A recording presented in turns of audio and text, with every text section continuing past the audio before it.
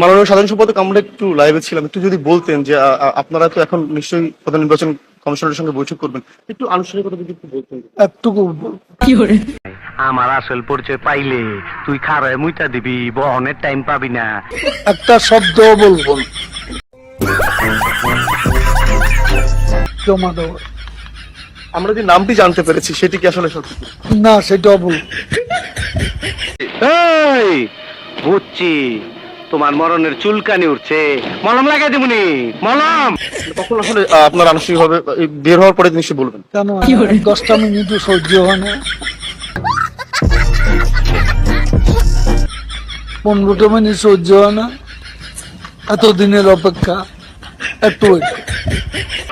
যে মুখটা আমি সঙ্গীত গাই, সেই মুখে তুই আঘাত করে দিলি, তোর মুখে আমি মুইতা দিমু।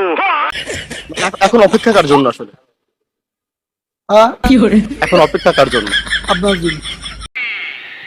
আমার নাম দিবি না, আমার নাম দিবি না, তুই বোধহয় জানোস না আমার নাম আমার সামনে কেউ বলে না। শুনলেন আসলে যারা এসছে